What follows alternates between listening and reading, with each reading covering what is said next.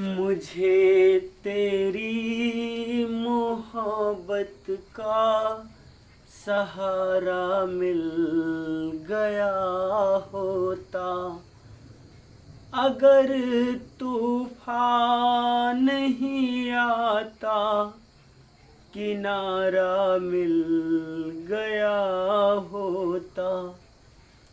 Hello दोस्तों, स्वागत है आपके अपने YouTube channel SGY science classes में और मैं हूं राममूर्ति। आज के इस वीडियो लेक्चर में हम लोग जैव अणु का एक अगला पार्ट डील करने जा रहे हैं और इस वीडियो लेक्चर में हम लोग आज डील करेंगे विटामिन, यानी हम लोग आज पढ़ेंगे विटामिन के बारे में। तो चलिए बिना देरी किए शुरू करते हैं अपनी इस पाठशाला को। तो यहाँ पर हमने हेडिंग दिया है विटामिन। तो देखिए, सबसे पहले अगर विटामिन के बारे में कहें तो विटामिन जो होता है यह एक कार्बनिक यौगिक है। विटामिन क्या है? एक कार्बनिक यौगिक है। और आपको बतला दे, विटामिन हमारे शरीर में उत्प्रेरक की तरह कार्य करता है। किसकी तरह काम करता है? उत्प्रेरक की तरह कार्य करता है। अब आप कहिएगा ये उत्प्रेरक क्या होता है? तो दोस्तों, उत्प्रेरक मतलब क्या होता है? जैसे कि अगर मानकर चलते हैं कि आपके गांव में या आपके मोहल्ला में दो व्यक्ति झगड़ा करते हैं। क्या करते हैं? दो व्यक्ति झगड़ा करते हैं, लेकिन उसी मोहल्ले में एक तीसरे व्यक्ति ऐसे भी होते हैं जो झगड़ा में भाग तो नहीं लेते हैं, लेकिन झगड़ा को बढ़ाने या झगड़ा को घटाने का काम करते हैं। जस्ट लाइक वे उत्प्रेरक का कार्य करते हैं। जैसे कि अगर आप बात करेंगे हाइड्रोजन और ऑक्सीजन से, तो हाइड्रोजन और ऑक्सीजन से डायरेक्टली यहाँ पर जल नहीं बनता है दोस्तों। हाइड्रोजन और ऑक्सीजन से डायरेक्टली जल नहीं बनता है। इसके बीच में उत्प्रेरक का कार्य करता है। इसके बीच में क्या रहता है? कुछ उत्प्रेरक रहता है और उत्प्रेरक की उपस्थिति में ही हाइड्रोजन और ऑक्सीजन मिलकर क्या बनाता है? जल बनाता है। उसी प्रकार से विटामिन भी हमारे शरीर में उत्प्रेरक का कार्य करता है। यानी हम यूँ कह सकते हैं कि अगर हमारे शरीर में विटामिन ज़्यादा हो गया फिर भी हमें हानि होगा, और विटामिन कम हो गया फिर भी हमें हानि होगा। यानी विटामिन का हमें एक नॉर्मल मात्रा बना कर रखना चाहिए। उसके बाद अगर हम बात करें कि विटामिन का खोज किसने किया, तो विटामिन का खोज किया था कैसमिर फुंक ने। किसने किया था विटामिन का खोज? कैसमिर फुंक ने विटामिन का खोज किया था। विटामिन मुख्यतः विटामिन के प्रकार हैं: vitamin A, vitamin B, vitamin C, vitamin D, vitamin E और विटामिन के है। यानी यूँ आप कह सकते हैं कि मुख्यतः अगर हम लोग विटामिन के प्रकार की बात करें तो vitamin A, B, C, D, E और के है। यानी इन दिस वे, इस प्रकार से हम लोग 1, 2, 3, 4, 5, 6 प्रकार के विटामिन कह सकते हैं। लेकिन हम अगर विलेयता के आधार पर देखें तो विलेयता के आधार पर आप विटामिन को दो भागों में विभाजित कर सकते हैं। एक जो जल में विलय होते हैं उसे आप जल में विलय विटामिन कह सकते हैं, और दूसरा जो वसा में विलय होते हैं उसे आप वसा में विलय विटामिन कह सकते हैं। अब आप कहेंगे कि जल में विलय विटामिन कौन कौन है? तो देखिए, जल में विलय विटामिन है विटामिन बी और विटामिन सी। विटामिन बी और विटामिन सी जल में विलय होते हैं, और विटामिन ए, डी, ई और के, यानी इसे आप अडेक नाम से याद रख सकते हैं। ये ई, डी, ई, के, ये जो 4 विटामिन हैं ये वसा में घुलनशील होता है। किस में घुलनशील होता है? वसा में घुलनशील होता है। और आपको पता है कि हमारे शरीर से नित्य प्रतिदिन यूरिन के थ्रू जल का निष्कर्षण होता है। यूरिन के माध्यम से या पसीना के माध्यम से प्रतिदिन हमारे शरीर से क्या निकलता है? जल निकलता है। यानी हम कह सकते हैं कि जो विटामिन जल में घुलनशील है वो हमारे शरीर में संचित नहीं रहते हैं, भंडारित नहीं रहते हैं, वे यूरिन या पसीना के माध्यम से हमारे शरीर से निकलता रहता है। इसमें ये जो विटामिन बी है, ये विटामिन बी, इसकी संख्या 8 है। कितना है? इसकी संख्या 8 है, और इसे हम लोग बी कम्प्लेक्स नाम से जानते हैं। विटामिन बी को हम लोग विटामिन बी कम्प्लेक्स नाम से जानते हैं। और इस बी कम्प्लेक्स के कितने पार्ट है? 8 है। Vitamin B1, vitamin B2, vitamin B3, vitamin B5, vitamin B6, vitamin B7, vitamin B9 और विटामिन B12। आप यूँ कह सकते हैं विटामिन B1 से लेकर के B12 तक होता है, लेकिन इसके बीच बीच में कौन से विटामिन नहीं होते हैं? तो इसके बीच में नहीं होते हैं vitamin 4, B4, vitamin B8, vitamin B10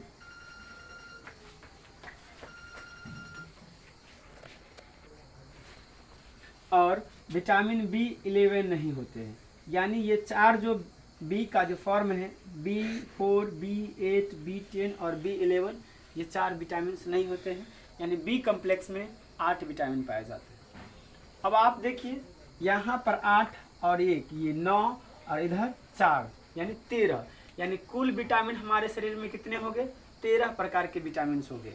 B complex के सभी घटक को अगर हम सभी कंपोनेंट को अगर हम इंक्लूड करते हैं तो इस प्रकार से हमारे शरीर में कुल 13 प्रकार के विटामिन होते हैं। अब हम बात करते हैं विटामिन ए के बारे में। देखिए सामान्यतः अगर विटामिन ए की बात किया जाए तो विटामिन ए आप सुने होंगे, ये आँख से संबंधित होता है। किससे संबंधित होता है? आँख से संबंधित होता है। और हमारे आँख में रेटिना पाया जाता है। क्या पाया जाता है? रेटिना पाया जाता है। इसलिए इसे हम लोग रेटिनॉल नाम से जानते हैं। किस नाम से जानते हैं? रेटिनॉल नाम से जानते हैं। यानी आप यूँ कह सकते हैं कि विटामिन ए को हम लोग रेटिनॉल विटामिन कहते हैं या रेटिनॉल कहते हैं। अब इसका कार्य क्या होता है? तो अगर हम कार्य की बात करें तो कहेंगे यह हमारे शरीर में आरबीसी की संरचना में सहायक होता है, या यह हमारे शरीर में आरबीसी की संरचना में सहायता करता है। इसका मतलब आप कह सकते हैं कि अगर हमारे शरीर में विटामिन ए की कमी हो गई तो हमें आरबीसी की कमी हो जाएगी। यानी कह सकते हैं कि आरबीसी कम हो जाएगा, लाल रुधिर कण जो है वह कम बनेगा और हमें खून की कमी हो जाएगी। उसके बाद ये WBC बनाने में सहायता करता है, अर्थात हम कह सकते हैं कि यह प्रतिरोधक क्षमता प्रदान करता है। विटामिन ए आरबीसी बनाने में भी मदद करता है और WBC बनाने में भी मदद करता है।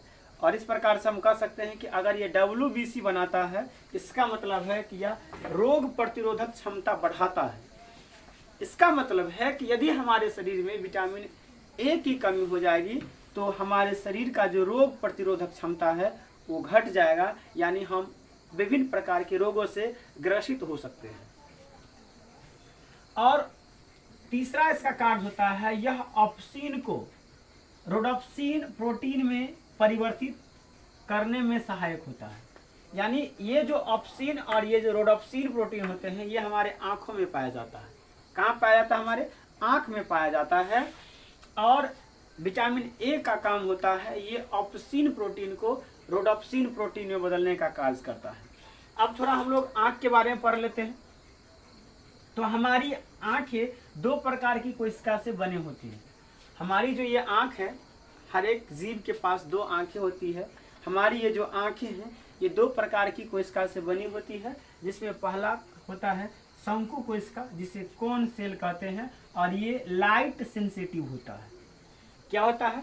लाइट सेंसिटिव होता है। अभी आपको बतलाएंगे कि हमारे आँख में जो होता है ये कोन कोशिका ज़्यादा पाया जाता है, ये शंकु कोशिका ज़्यादा पाया जाता है, यानी कोन सेल ज़्यादा पाया जाता है, जिसके कारण हम प्रकाश की उपस्थिति में देख पाते हैं। उसके बाद उसका होता है स्लेका कोशिका। क्या होता है? स्लेका कोशिका, जिसे हम लोग रॉड सेल कहते हैं। क्या कहते हैं? रॉड सेल कहते हैं। और ये होता है डार्क सेंसिटिव। ये क्या होता है? डार्क सेंसिटिव होता है। यानी यूँ कह सकते हैं कि ये अंधकार में संवेदनशील होता है। अब हमारे आँख में शंकु कोशिका अधिक होती है। हमारे आँख में क्या होती है? शंकु कोशिका अधिक होती है, जिसके कारण हम उजाला में देख पाते हैं। उसके बाद शंकु कोशिका ऑप्सिन नामक प्रोटीन से बने होते हैं।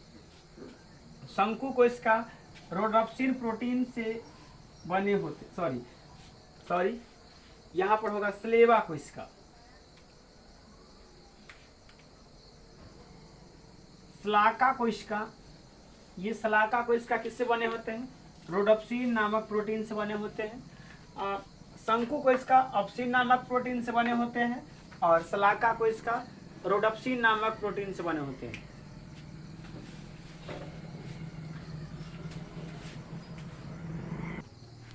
अब देखिए, अब इस विटामिन ए का काम क्या होता है, यह ऑप्सिन को रोडोप्सिन में बदलता है।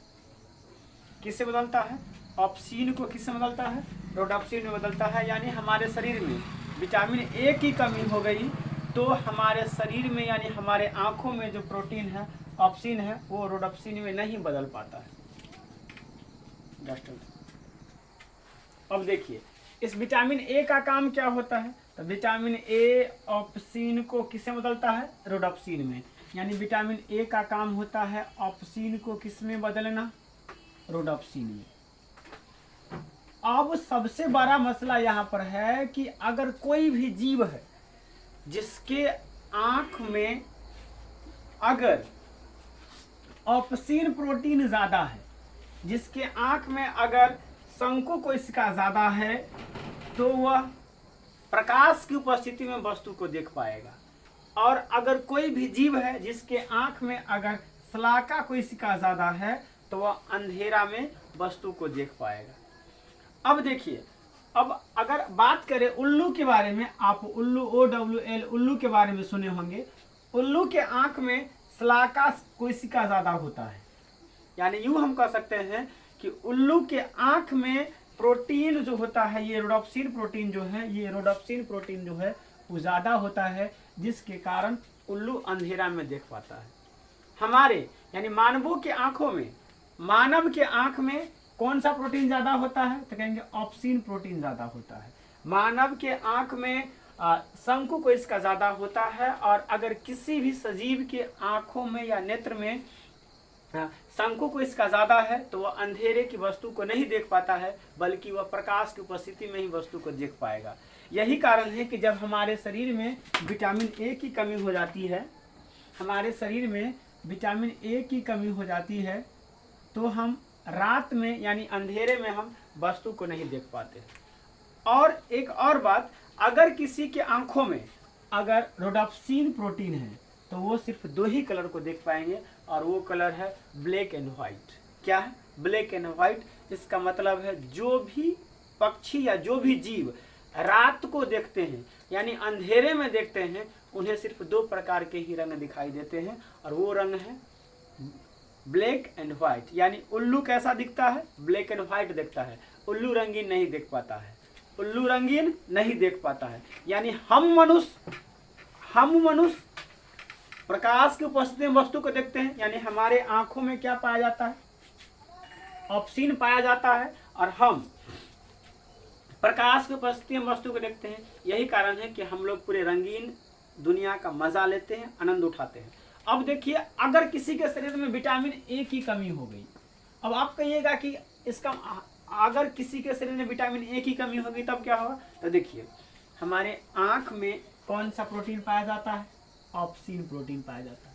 यानी यूँ कह सकते हैं हमारे आँख में शंकु कोशिका पाया जाता है। और विटामिन ए का काम क्या होता है? उस शंकु कोशिका की कुछ मात्रा को किस में बदलता है? शलाका में बदलता है। अगर हमारे शरीर में विटामिन ए की कमी हो गई तो हमारे आँख में शलाका कोशिका नहीं बन पाएगा, यानी हमारे आँख में जो नगण्य मात्रा में रोडोप्सिन पाया जाता था वो भी खत्म हो जाएगा, और हम अंधेरे में वस्तु को नहीं देख पाएंगे, जिसके कारण हमारे आँख में जो बीमारी होगा उसे हम लोग रतौंधी कहते हैं। क्या कहते हैं? रतौंधी कहते हैं। हम अपने अगले वीडियो में आप लोग बतलाएंगे कि इस रतौंधी का क्या उपाय है, कैसे इसको हम दूर करते हैं। उसके बाद विटामिन ए की कमी से कौन कौन सी बीमारी हो सकती है। अगर आपको हमारा ये वीडियो अच्छा लगा है तो इसे लाइक करेंगे, साथ ही साथ यदि आप हमारे चैनल पर नए हैं तो सब्सक्राइब कर लीजिए, और दोस्तों को भी शेयर कीजिए, क्योंकि वे भी 12th की तैयारी कर रहे हैं, वे भी कंपटीशन की तैयारी कर रहे हैं, और उन्हें भी जैव अणु का ये चैप्टर यानी विटामिन पढ़ना बहुत ही ज़रूरी है। तो चलिए, आज के लिए इतना ही। जय हिंद, जय भारत।